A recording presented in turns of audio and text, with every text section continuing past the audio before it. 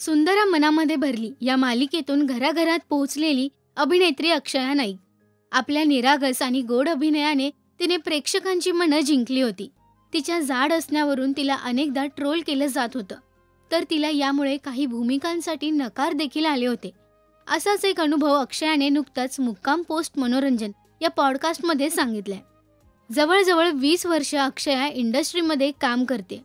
असं कोणतं काम होतं ते तुला आपण हे काम करायला नको होतं असं वाटलं? यावर उत्तर देताना अक्षया म्हणाली की एक छोटंसं काम होतं. हिंदी मालिकेच्या पहिल्या एपिसोडची कथा खूप छान होती.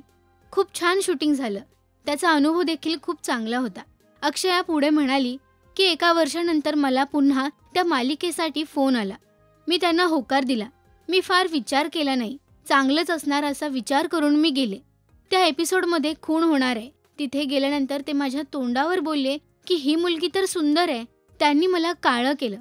गव्हाळ किंवा सावळी नाही तर डार्क ब्राऊन ते ब्लॅकच्या ज्या शेड्स असतात तसं त्यांनी माझा मेकअप केला. तरी त्यांचं म्हणणं असं होतं की ही ठीक दिसत आहे. मग त्यांनी माझ्या चेहऱ्यावर जखमा असणारा मेकअप करायला सुरुवात केली आणि हे सगळं मला आवडत देखील नव्हतं. मला असं वाटत होतं की तुम्हाला कोणी हक्क दिला हे ठरवायचा की गोरी नसणारी किंवा जाड माणसं ही सुंदर दिसत नाही. म्हणजे ते विचार करत होते की कोणीतरी जाड मुलगी येणार म्हणजे ती चांगली दिसणार नाही. पण त्यावेळी मी खूपच लहान होते. 21-22 वर्षांचे होते. तो सेट सोडून जावा अशी माझी खूप इच्छा झाली होती. मला काम करायचं नव्हतं, पण माझ्या स्वभावातच नाही की आलोय आणि पुन्हा तो सेट सोडून जावं. अशा काही कामाच्या ऑफर्स येतात का ज्या ऐकल्यानंतर वाटतं की मला हे करायचं नाही?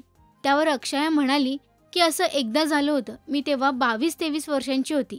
त्यांनी मला फोन केला आणि म्हणाले की हिंदी मालिकेसाठी आहे, लीड आहे. मला असं वाटलं की लीड आहे, ठीक आहे. मग मी होकार दिला.